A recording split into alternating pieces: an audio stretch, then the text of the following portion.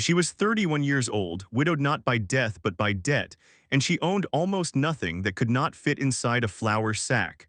The law firm in Harlan County had taken the house. Her late husband's kin had taken the livestock. A distant cousin had quietly walked off with the good china while Clara Osten was still too numb to stop him.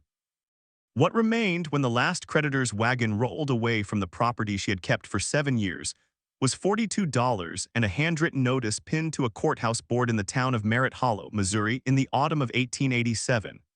The notice described a parcel being sold at auction the following Thursday. A small stone cottage sitting on 3 acres of abandoned orchard land east of town. No working well, no repaired roof, no livestock, last occupied 7 years prior. The auctioneer opened the bidding at $10 and received, for the longest moment, absolute silence. A few men in the crowd laughed. One woman turned away. The thing sold to Clara Osten for $11, and the men who laughed did not bother to watch her count out the coins. They could not have known, and neither could she, that inside the rafters of that hollow little cottage, wrapped in oilcloth and tucked between 2 crossbeams as though the house itself had been holding its breath, was the last letter a man had ever written her, a letter she had never received, a letter that proved the greatest love of her life had never, not for a single day, abandoned her. Settle in and let us tell you the story of Clara Osten. Before we go further, if you have ever found something ordinary that turned out to carry more meaning than you could have imagined, leave a word in the comments below. We would love to hear it. Clara had grown up in Birch Narrows, a farming community tucked into the low hills of the Missouri Ozarks where the soil was red and rocky and the seasons announced themselves without ceremony. Her father, Emmett Calloway, was a careful man, careful with his words, careful with his money, and careful in the way of a certain generation with his feelings. He expressed love by showing up before dawn to help a neighbor plant, by sitting in the pew beside his daughters every Sunday and calling it enough. Her mother, Vera, was the kind of woman who made everything beautiful without appearing to try, a jar of wild grass on the windowsill, a hem stitched in a color that exactly matched the sky outside. Clara grew up between these 2 expressions of devotion and absorbed them both. She was the middle of 3 sisters, which meant she learned early that fairness was not the same as equality and that the person who kept the peace often did so at cost to herself. She had a quality that was difficult to name without sounding as though it were a flaw, a deep willingness to wait, to trust that things would settle into their proper arrangement if given time and tending. Her older sister called it patience. Her younger sister called it stubbornness, wearing a kinder face. Both were probably right. She met Nathaniel Osten at a church social when she was 22. He was a farmer's son from the next county over, tall and deliberate in his movements, with the kind of quiet that reads as strength in a young man and sometimes deepens into it. He asked her to dance, then apologized for the asking as though not entirely sure it had been his place. She had liked that. She had liked the apology more than the dancing, because it told her he was a man who thought about the weight his presence placed on others. They courted for a year, married in the spring, and settled onto a small property in the eastern hills with a house that needed work and a field that needed more. The early years were not easy, but they were full. There was a satisfaction in the physical work of a shared life, in canning together, in mending harness leather on winter evenings, in the small negotiations of 2 people learning to inhabit the same space without losing their separate selves. Nathaniel was not romantic in any theatrical sense.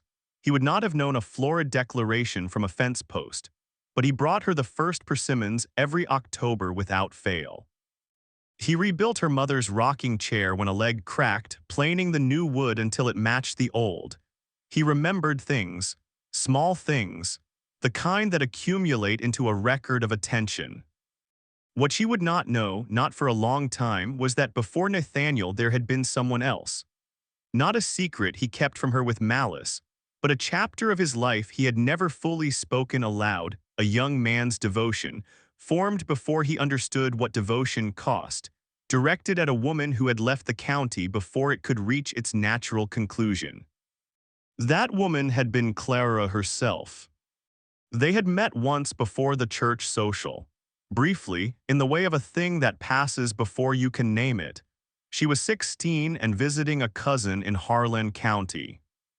He was 17 and helping his uncle load grain at a mill 2 miles from the county seat. They had exchanged exactly 9 words across a split-rail fence. She had asked if the road to Morrow Creek ran east or west. He had said east, then corrected himself and said west, then pointed. She had laughed. He had stood watching her walk away with the focused intensity of a young man who does not yet know what to do with the feeling that has just arrived in him. He had written her a letter that same week, addressed it to a girl whose full name he had learned from his uncle's hired hand who knew her cousin's family.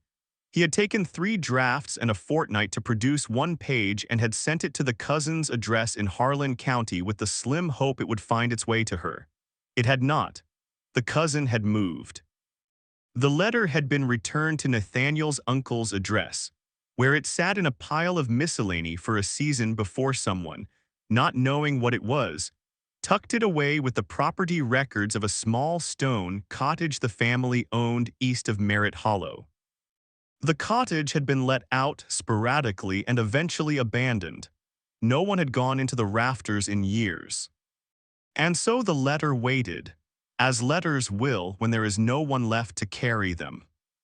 The fall that took everything from Clara came in stages, the way a real collapse usually does, not as a single blow, but as a series of smaller failures that individually seem survivable, until one morning you add them together and understand what they spell. Nathaniel had been ill for 2 winters. Not dramatically, not with any single named disease that the doctor from Pembroke could identify with confidence, but with a deepening fatigue that kept him from the heaviest work and dragged at his constitution like a stone tied to his boot. Clara had taken on more of the physical labor, the hauling, the mending of fences, the managing of accounts, while nursing him through the worst spells with the particular competence of a woman who does not permit herself the luxury of panic when someone she loves needs her steady.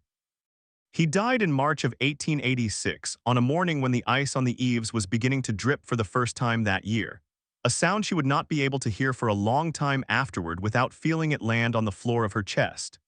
The grief was not operatic. She had been living adjacent to it for 2 years, and so when it arrived in full, it was less like a storm than like a fog, pervasive, resistant to direct confrontation, slow to lift. What she had not known was the state of the finances. There was a loan against the property, taken the first bad winter when the crop yield was short and Nathaniel had meant to repay it from the next season's surplus. The surplus had not materialized.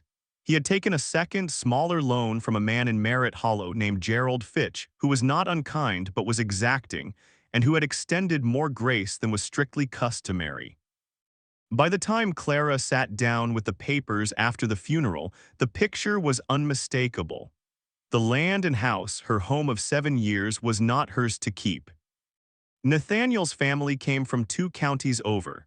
His mother, Augusta, arrived a week after the burial with her eldest son and his wife, and the 3 of them conducted what Clara could only describe as a quiet appropriation, suggesting, with great gentleness and a complete absence of invitation to dispute, which household goods would come back with them. The good milk cow, the draft horse. The iron stove, which Augusta felt she retained some claim upon. Clara watched it all go with the careful neutrality of a woman who understood that resistance would cost her more in the long term than the objects were worth. She kept her mother's rocking chair. She kept her winter coat, her sewing kit, her Bible, and the $42 in the flour tin where Nathaniel had always kept a small emergency reserve. She stayed 2 more months, honoring her tenancy through the legal term, and then she walked out and handed the key to Gerald Fitch's clerk on a cold morning in late September. The clerk had the decency to look uncomfortable. She did not make it easier for him by showing anything.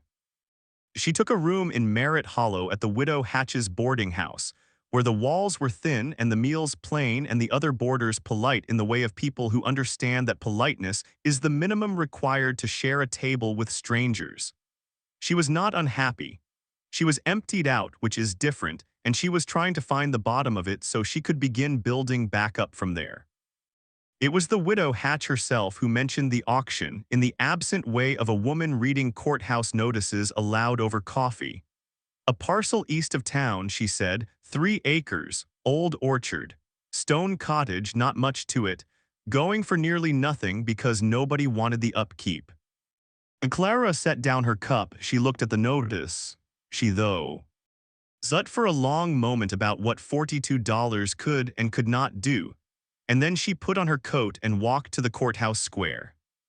The Thursday of the auction was clear and biting, the sky the particular pale blue of autumn in the Ozarks that looks beautiful and offers no warmth whatsoever. There were perhaps 20 people gathered, most of them men, most of them with the evaluating squint of individuals who attend auctions to observe rather than to bid, weighing what a thing is worth against what a fool might pay for it. The auctioneer was a compact man named Tully Graves who had been conducting sales in Merritt Hollow for 30 years and had reduced every transaction to its essential mathematics with an efficiency that left no room for sentiment. He described the cottage in 11 words. Stone construction, 3 acres, partial orchard, no well roof in need. He opened at $10. Silence. The gathered men exchanged the particular look that passes between people who have all independently arrived at the same conclusion, that a thing is not worth the effort of wanting it. One man near the back said something Clara didn't catch and 2 others laughed. She did not turn around. She raised her hand and said, in a voice she made deliberately even, $11. Tully Graves looked at her for a moment with the expressionless assessment of a man who has seen everything and stopped being surprised by most of it. $11, he repeated. He waited the requisite time. No one moved. Sold. There were a few murmurs. One woman in a gray coat gave Clara a look of genuine worry, the kind reserved for people who have made decisions that cannot be undone. Clara signed the paperwork with the careful hand she had developed keeping accounts, received a key on a cord of twine, and walked east from the square. The cottage was a mile and a half out, on a rutted track that ran between stands of hickory and persimmon before opening onto a small clearing. The orchard was still there in the way that things persist beyond any human intention to maintain them, the apple trees old and unpruned and gloriously gnarled, some of them leafless already, their branches making a complicated pattern against the sky. The stone walls of the cottage were sound. The door hung straight. The roof had shed some shingles on the south side, but the boards beneath were not rotten. The window on the east wall had a crack in it, but the glass held. She walked through every room, which took less than a minute because there were 2 of them. The larger served as sitting room and kitchen both, with a stone hearth cold and filled with old ash. The smaller was a sleeping room with a floor that was swept, more or less, by whatever creature had last called this home. She stood in the center of the larger room and looked up. The rafters were old chestnut, hand-hewn, and they ran the length of the ceiling in a way that spoke of some earlier craftsman's pride. Between 2 of the central beams, she half-noticed, the way you notice things when you are not looking for them, a dark shape wrapped in something pale. She assumed it was an old rag or a bundle of dried herbs left by some previous tenant. She had more pressing concerns. The hearth needed cleaning, the roof needed measuring, and she was going to need a water source before the first hard freeze. She did not go up to the rafters that day. She came back the next morning with a broom and a bucket and a sense of purpose that had been missing for the better part of a year, and she started cleaning. The rag in the rafters was not the first thing she found. The first thing she found was, tucked behind a loose stone on the hearth surround, a man's pocket knife with a brass handle, not valuable, not particularly remarkable, but tightly made and still sharp, which told her the person who had owned it was someone who took care of what they kept. She set it on the windowsill. It was on her 3rd morning in the cottage that she climbed to the rafters. She had borrowed a ladder from the widow Hatch's neighbor, a practical man named Silas who expressed no curiosity about her reasons for needing it. She set it against the wall, climbed with the careful deliberateness of a woman who knows that no one will be coming if she falls, and reached between the 2 central beams. The oilcloth bundle was heavier than it looked. She brought it down and sat on the floor with it in her lap, which is the right posture for opening anything that might matter. Inside the oilcloth was a leather folder of the kind used for documents. Inside the folder was a folded sheet of paper, still cream-colored, barely yellowed, protected by the oilcloth from the worst of time. And clipped to the outside of the folded sheet, pressed flat but unmistakable, was a sprig of dried apple blossom. Clara sat very still for a moment, then she opened the letter. The handwriting was careful and deliberate. The hand of someone who had composed this with attention and effort, and an awareness that the words might be the most important he would ever set down. The date at the top was May 1873. She was 16 years old in May of 1873. She had been visiting her cousin in Harlan County in May of 1873. She read it through once, quickly, the way you read something when you are not yet sure what it is. Then she read it again, slowly, the way you read something when you know perfectly well what it is and need time to let it become real. Dear Miss Calloway, it began, which already told her something, because only someone who had gone to the trouble of learning her full name would address her so precisely.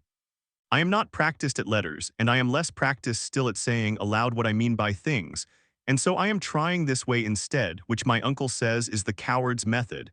But I believe my uncle has never felt strongly enough about anything to require courage for it. I met you for perhaps 3 minutes at Hargrove's Mill on the 14th of this month. You were going toward Morrow Creek and you asked me about the road and I gave you the wrong direction before I corrected myself. And you laughed in a way that was not unkind, only easy, and I have been thinking about that laugh ever since, which tells me something about the kind of man I am and the kind of person you must be. I am Nathaniel Osten. My family farms out of Pembroke County. I am 17 years old and I have no particular claims to distinction.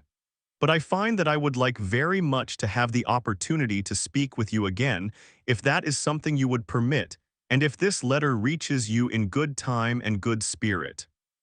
There is an apple tree at the edge of my uncle's property here, the cottage he keeps east of Merritt Hollow, which I am currently helping him repair for the summer letting, and I cut the blossom from it this morning because it seemed like the only honest thing I could think to offer. Everything else I might say feels borrowed from somewhere. This, at least, is just itself. If you see fit to write back, I will take that as an extraordinary kindness. If you do not, I will understand, and I will spend a longer time than is probably sensible thinking about the road to Morrow Creek. With sincere regard, Nathaniel Osten. Clara sat on the floor of the cottage for a long time. Outside, the unpruned apple trees moved in a wind she couldn't hear from inside. The light through the east window, cracked but holding, lay in a pale bar across the floorboards. She had married this man. She had shared his life for 7 years, had watched him diminish and cared for him through it, had grieved him with the full weight of what had been between them, and she had never known that they had begun. Not with the church social and the uncertain dance as she had always believed, but here in this orchard with a letter that had gone astray and a sprig of apple blossom that had waited 14 years in the rafters of a house that had ended up, somehow, in her possession for $11. She thought about the persimmons he brought her every October. She thought about the rocking chair. She thought about the way he had apologized for asking her to dance, as though uncertain of his right to want.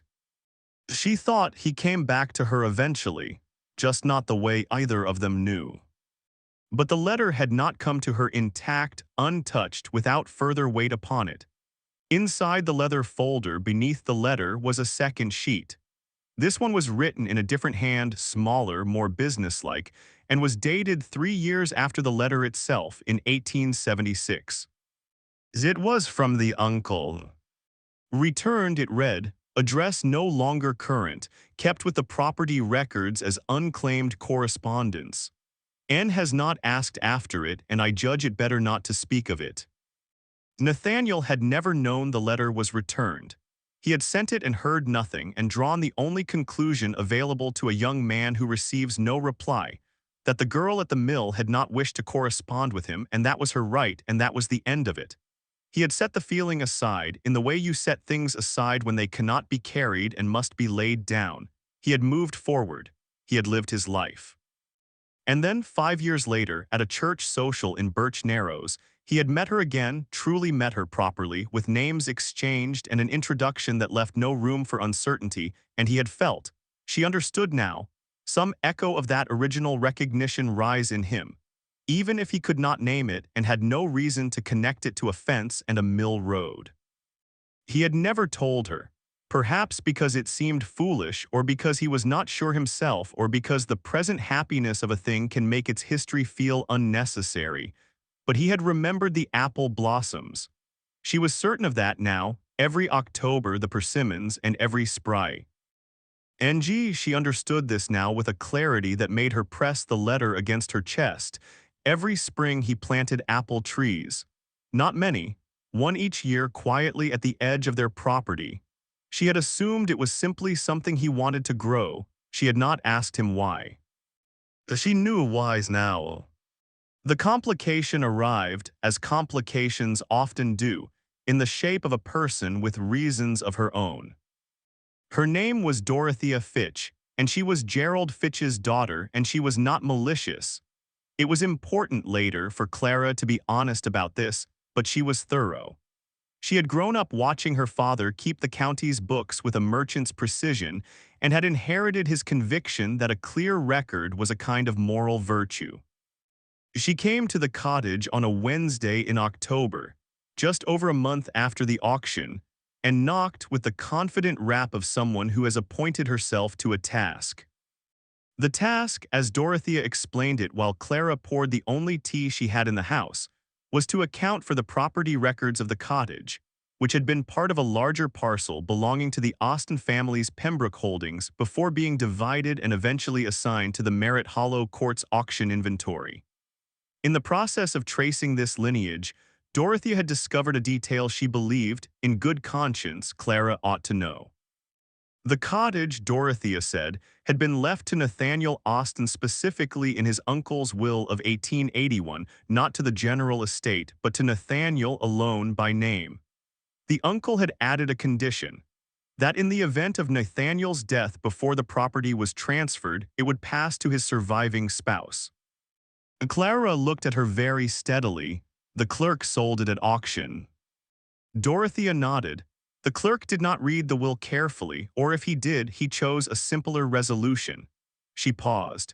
It is my father's opinion, and I share it, that the $11 should be returned to you and that the property is, in fact and in law, already yours. It was yours from the day Nathaniel died. Clara sat with this for a long moment. Through the east window, she could see the nearest row of apple trees bare now, their shapes precise against the gray October sky. "Why are you telling me this?" Clara asked, not with suspicion but with genuine inquiry, because she had found it useful in her life to understand what motivated people. Dorothea looked at the floor, then back up. "My father held Nathaniel's loan. He was patient with it, longer than was perhaps wise because he liked Nathaniel. He felt afterward that he had been harder than necessary in the final accounting, and it has sat uneasily with him." This was not an apology precisely. It was something more difficult, a reckoning. A person trying to put right in whatever small way remained something that had gone wrong. "Thank you," Clara said. She meant it without reservation. Dorothea was halfway to the door when Clara made a decision. "Will you sit down again?" she asked. "There is something I want to show you, and I think it is important that someone else see it while I am still finding out what it means." She brought out the letter. Dorothea read it without speaking. When she finished, she folded it with the same care it had always deserved and handed it back. "He found you again," Dorothea said softly. "He did," Clara said. "He just never knew he had been looking." The man who came to the cottage on a November morning was not part of any plan Clara had made. Plans, she had come to believe, were useful structures that life rearranged without apology. She had been replanting. She had dug up 3 of the oldest apple trees that were past bearing and was setting in new rootstock from a nursery in Pembroke County, working with the methodical rhythm of a woman who has discovered that physical labor is one of the more honest ways to think. Her hands were dirty. Her hair was coming loose. The man on the road slowed his horse and stopped at the property line, which told her something in itself. A man who stops at the line is a man who was taught that property and courtesy share a boundary. "Are you the one who bought the Austen cottage?" he asked. He was perhaps 40 or a well-kept older, with dark hair going gray at the temples and the kind of face that has been outdoors most of its life without losing any of its expressiveness. "I am," she said. She straightened and shielded her eyes with a dirty hand. He was quiet for a moment. "I was Nathaniel's cousin, Marcus Austen. I live out of Pembroke mostly. I only just heard the auction had happened." He looked at the cottage, then back at her. "I'm sorry about Nathaniel. He seemed to decide that whatever he might say would not be adequate, and that honesty about that inadequacy was the better choice. He was the best of us," he said simply. Clara nodded once, the careful nod of a person who agrees but is still learning. Gee, the full dimensions of the thing she's agreeing to. "The orchard looks like it's being tended," Marcus said. "I'm replanting the eastern row," she said. "3 new trees. I haven't decided the variety yet." "Nathaniel favored winesap," Marcus said, and then looked as though he had not quite intended to say it. She looked at him directly. "I know," she said. She hesitated for precisely the length of time it took her to decide that there was nothing to gain from saying less than the truth. "I found a letter in the rafters, written by Nathaniel before we were married." Marcus went very still on his horse. "He wrote a letter," Marcus said slowly, "before he knew you. It was not quite a question. Did he tell you about the mill, about the road?" Clara blinked. "You know about it." "He told me once, years after. He said he'd met a girl and written to her and never heard back, and that he'd thought about it off and on for years, and that he was almost certain when he met you properly that you were the same person, but that the whole thing was so unlikely he couldn't bring himself to ask and have you think him foolish." He stopped. "Was it you?" "Oh, it was," she said. He looked at the cottage, then at the letter she was still holding, which she had brought out with her that morning without quite knowing why, only knowing that she wanted it near her while she worked in the place where it had been written. "He kept the sprig," Marcus said, "didn't he?" "Oh, he kept the sprig," she said. They stood in the November cold for a long moment, 2 people who had both loved the same man and were in the process of finding out what they thought about what they'd just learned. "I come through Merritt Hollow every few weeks," Marcus said, in the careful tone of a person choosing each word with awareness of its weight. "On business, I have a lumber interest in Pembroke." He paused. "The cottage looks like it needs a good deal of work still. I'm not unskilled with wood." "I know you're not," Clara said, which surprised him.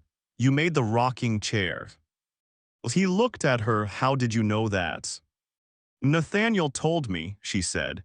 "He said his cousin Marcus had made it as a wedding gift and that it was the best piece of work either of them had ever owned."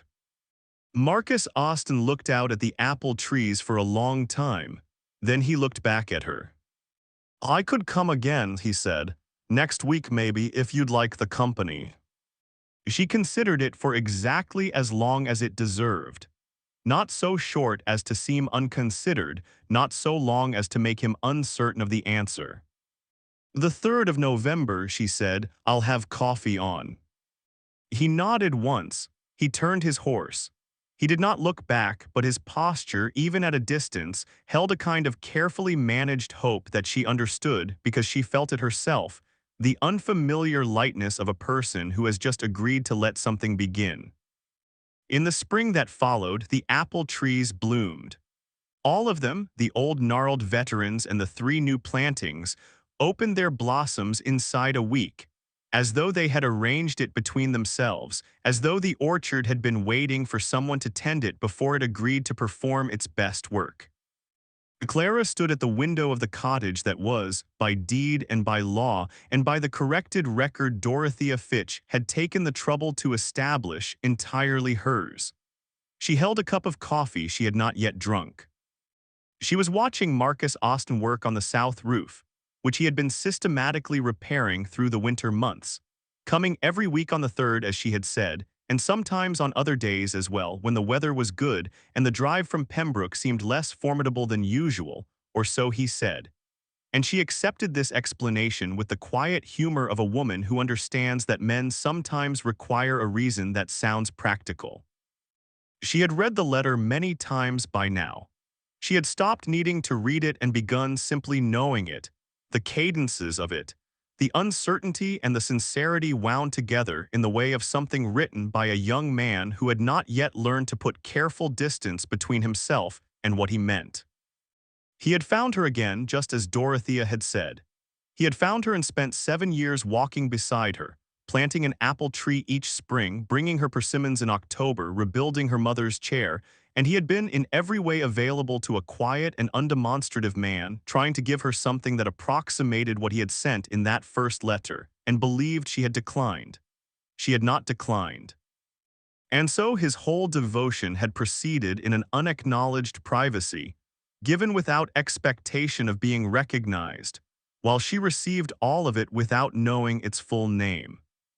It seemed to her standing at that window that there was something extraordinary in the mathematics of it, that a love could be this patient, that it could travel from a tirail fence to a letter to a rafter to an auction to a woman's hands, over 14 years and the full arc of a life, and arrive still legible. Marcus came down from the roof for coffee at noon. He sat in the chair by the hearth, warm now, always warm since she had cleaned the chimney in October, and told her something about a timber contract, and she told him about the new well she was planning for the south corner of the orchard. These were not romantic subjects, but they were the subjects of people who are slowly, carefully building something together, learning what the other knows, what they carry, what they've set down. The letter was on the mantel, in its leather folder which she had dusted and repaired. She had not put it away.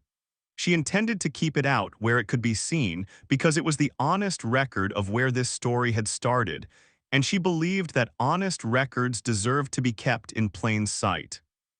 Marcus had read it finally one evening when she offered, and he accepted with the solemnity of a man who understands that some things must be received carefully. When he gave it back, he said only that Nathaniel would have been glad to know it had been found. She said yes. They sat quietly with that for a while, which is sometimes the best thing you can do with the truth, simply sit with it until it settles into its proper place. The orchard bloomed that April in a white and pink extravagance. Clara stood in the middle of it one morning early, before Marcus arrived, in the specific light of an Ozark spring that comes in low and golden and makes everything look briefly new. She thought about how little she had owned when she walked to that auction. She thought about the laughter from the crowd, low and dismissive, the sound of people who have already decided what something is worth. Something overlooked, she thought, is not the same as something lost. Sometimes it is simply something waiting for the right person to understand its value. She went inside to put the coffee on. We began this story with a woman standing at an auction, $42 in her pocket, listening to men laugh at a thing they had already dismissed. We end it here, in a blooming orchard, with the same woman, Clara Osten, 32 years old now, careful and patient and quietly formidable, discovering that what she had bought for $11 was not, in the end, merely a cottage. It was proof that a love expressed once and mislaid by circumstance does not cease to exist. It simply waits, in the patience of things that have nowhere else to go. Nathaniel had found his way back to her, moving by instinct toward something he couldn't fully name. He had spent 7 years in her presence trying, in the oblique language available to a man who showed rather than declared, to give her what he had meant to give her from a fence post in 1873. The letter was the full and clear version of it. The persimmons and the chair and the apple trees were the daily version. Both were real, both were his. And she had been the recipient of both for years without knowing she held the undelivered original. Marcus Austen was not Nathaniel. He did not try to be.